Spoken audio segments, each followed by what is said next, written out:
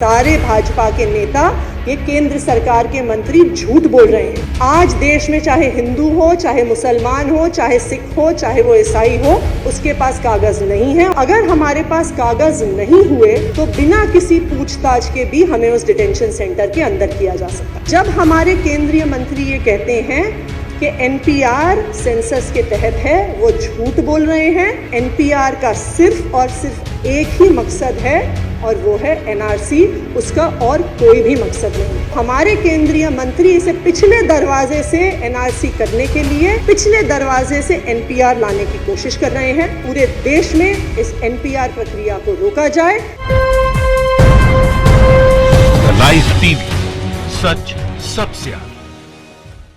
अगर आज आप इस विधानसभा सदन में भी पूछ लीजिए तो आधे से ज्यादा लोग जो इस सदन में बैठे हुए हैं, हो सकता है उनके पास बर्थ सर्टिफिकेट ना हो।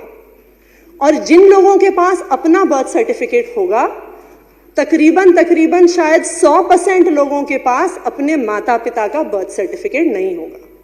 ये वो देश है जहां पे आज भी देश के अलग अलग हिस्सों में अस्पतालों में लोगों के जन्म नहीं होते। आज भी कई ऐसे गांव होंगे जहां पे दाइयां आती हैं, जहां पे बच्चों का जन्म होता है। ये वो देश है जहां पे कुछ साल पहले तक तकरीबन 100% लोग अपना कोई जन्म प्रमाण पत्र नहीं बनवाते थे। तो लोगों के मन में ये दहशत है। उन्होंने देखा है कि ये जो हमारी केंद्र सरकार है, कुछ ही साल पहले एक बार इसी सरकार ने सबको लाइनों में खड़ा किया था।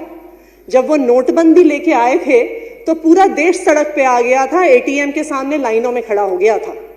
उसी तरह से आज देश के लोगों को डर है कि अब अपने कागज दिखाने के लिए, अपने जन्म प्रमाण पत्र दिखाने के लिए कि हम इस देश के नागरिक हैं, फिर से हमें लाइनों में खड़ा होना पड़ेगा। और अगर हमारे पास कागज नहीं हुए, अगर हमारे पास जो प्रमाण पत्र एनआरसी में मांगे जा रहे हैं वो नहीं हुए, तो बिना किसी पूछताछ के भी हमें उस डिटेंशन सेंटर के अंदर किया जा सकता है। आसाम के डिटेंशन सेंटर की जो कहानियां हैं वो पूरे देश में दहशत फैला रही हैं। आज देश में चाहे हिंदू हो, चाहे मुसलमान हो, चाहे सिख हो, चाहे वो ईसाई हो, उसके पास कागज नहीं है और उसके मन में ये दहशत है कि मुझे डिटेंशन सेंटर भेजा जा सकता है।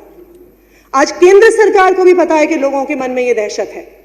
इसलिए जब वो ये एनपीआर लेके आ रहे हैं, वो तरह तरह के झूठ फैला रहे हैं। केंद्र सरकार के मंत्री श्री प्रकाश जावड़ेकर जी 24 दिसंबर 2019 को जब कैबिनेट ने एनपीआर के लिए 39,4100 करोड़ के पैसे सैंक्शन किए, तो उसके बाद प्रेस कॉन्फ्रेंस करके कहते हैं कि एनपीआर का एनआरसी से कोई लेना देना ही नहीं है। वो कहते हैं कि एनपीआर हम इसलिए कर रहे हैं क्योंकि सभी और सही लाभार्थियों तक सरकारी स्कीम्स का बेनिफिट पहुंचे, ये इसका मुख्य उद्देश्य है। अमित शाह जी जो देश के गृह मंत्री हैं, उन्होंने भी उसी दिन 24 तारीख को कुछ इंटरव्यू दिए, बड़े बड़े न्यूज़पेपर्स को इंटरव्यू दिए, और उन्होंने भी यही कहा कि एनआरसी और एनपीआर का कोई लेना देना नहीं है। एनपीआर को सेंसस के तहत किया जा रहा है और इसलिए किया जा रहा है कि लोगों तक सारी स्कीम्स पहुंच सके। भाजपा के एक और सांसद स्वपन दास गुप्ता जी ने भी यही कहा कि NPR builds up to the census data of 2021। ये इनके जिम्मेदार नेता हैं, ये हमारी केंद्र सरकार के मंत्री हैं। लेकिन अध्यक्ष महोदय, मैं पूरे सम्मान के साथ कहना चाहूंगी कि ये सारे भाजपा के नेता, ये केंद्र सरकार के मंत्री झूठ बोल रहे हैं। वो इसलिए झूठ बोल रहे हैं क्योंकि जो देश का सेंसस होता है वो सेंसस एक्ट 1948 के तहत होता है, जिसके तहत सब लोगों की सूचना ली जाती है। लेकिन ये सूचना हमेशा प्राइवेट रहती है, कभी पब्लिक डोमेन में नहीं डाली जाती है। इसको अलग अलग पॉलिसी मैटर्स के लिए कि कितने पेंशन बनने हैं, कितने राशन कार्ड बनने हैं, उसके लिए इस्तेमाल किया जाता है। लेकिन इस कानून में कहीं पर भी एनपीआर यानी नेशनल पॉपुलेशन रजिस्टर जो टर्म है, वो इस कानून को आप शुरू से लेकर आखिर तक पढ़ लीजिए, वो इस कानून में नहीं आता है। ये जो एनपीआर है, जो नेशनल पॉपुलेशन रजिस्टर की बात हो रही है, वो इस कानून के तहत आता है, द सिटीजनशिप एक्ट 1955, और उसमें जो 2003 में रूल्स बने थे उसके तहत आता है। और ये रूल्स क्यों बने थे, ये भी हम आपको याद करा दें कि 2003 में The citizenship registration of citizens and issue of national identity cards 2003 के जो ये नियम बने थे, ये नियम सिर्फ और सिर्फ एनआरसी के लिए बने थे, यानी national register of Indian citizenship, ये उसके लिए नियम बने। और उन नियमों के तहत सेक्शन 2 सबसेक्शन एल में जो हम एनपीआर की बात कर रहे हैं, जो हम पॉपुलेशन रजिस्टर की बात कर रहे हैं, वो टर्म इस कानून में आती है।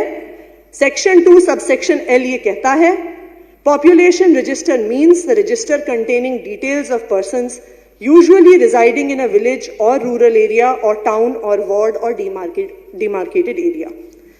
फिर ये आगे जाके कहता है कि इस लोकल रजिस्टर में जिन लोगों का नाम आएगा उसको जो अधिकारी हैं वो उनको वेरीफाई करेंगे, वो उनकी डिटेल्स लेंगे और उसके आधार पे local register of Indian citizens बनेगा, जो हर इलाके से मिला के national register of Indian citizens यानी एनआरसी बनेगा।